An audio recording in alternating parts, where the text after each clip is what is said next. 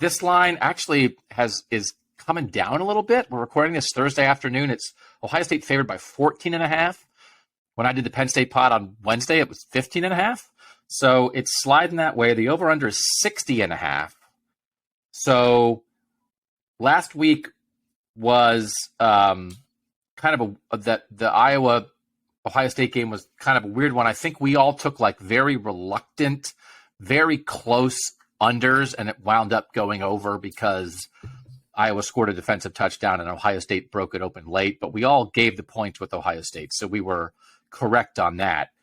Nathan, we'll start with you with this one. 14.5, Ohio State's favored. 60.5 is the over-under. What is your pick for Ohio State versus Penn State? I think if I were actually betting it's one I would maybe stay away from.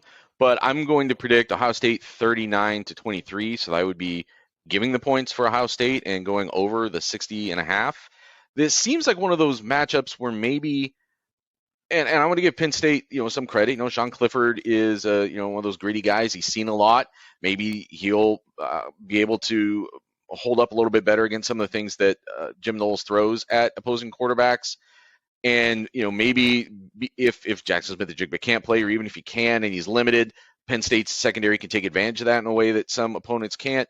But it seems like one of those things where maybe the power rankings, whatever people use, haven't caught up to Ohio State's defense being as good as it is. I'm predicting 39-23, but I also think it may not feel that close. And we've had some other games in this rivalry in recent years where Ohio State, Penn State's able to play them relatively close, but doesn't necessarily threaten them. And I guess that's kind of what I'm expecting on Saturday. Okay. Give the points and take the over. Steven, what's your pick? Yeah, I think this game might look a little similar to the 2020 game before the fourth quarter happened, where like Ohio State was running away with that thing and Justin Fields was picking Penn State apart. And then obviously we found out Shaun Wade wasn't a first rounder, while Jahan Dotson might be a first rounder in the last 15 minutes of this game. So I don't think that's going to happen this year. I don't think there's a Jahan Dotson.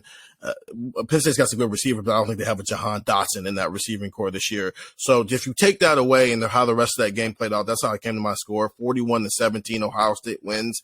Penn State's going to move the ball a little bit, and they're going to score a little bit because they've got some talent over there as well.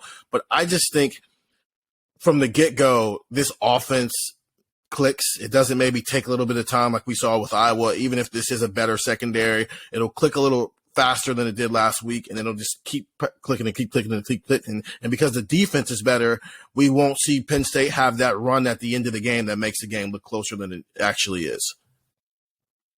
It's funny. We're like all kind of like in the same zone here, but my game script is sort of opposite of you guys. So Steven, by the way, that's given the points, you're taking Ohio State minus 14.5, but you're slightly under because you have a 58 total on the 68.5. My score is 41-24, which is like we practically all have the same score. But mine is more like it's 27-24 entering the fourth quarter. And then the Ohio State passing game cracks them and gets 2 fourth quarter touchdowns. And that's how you get that margin.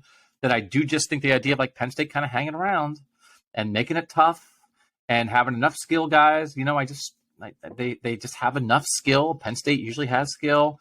They have a really good left tackle. So I don't think Ohio State's going to get much done there. The left side of the offensive line is a strength. The right side of the offensive line for Penn State's a problem. Maybe Jim Knowles will be able to exploit that. They really like their secondary. Maybe Ohio State can exploit the guys in the slot a little bit.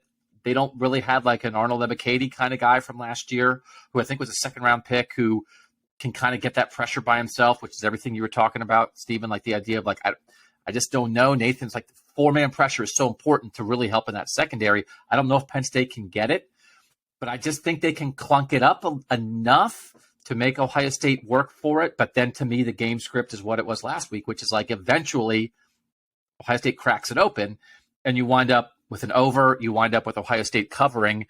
But I think it could feel like a game well into the second half, even longer than the Iowa game felt like a game for Ohio State. So we're all very similar. Nathan, you and I are over. Steven, you're under. We're all taking Ohio State minus 14.5, though, and those are our picks for Ohio State, Penn State on Saturday.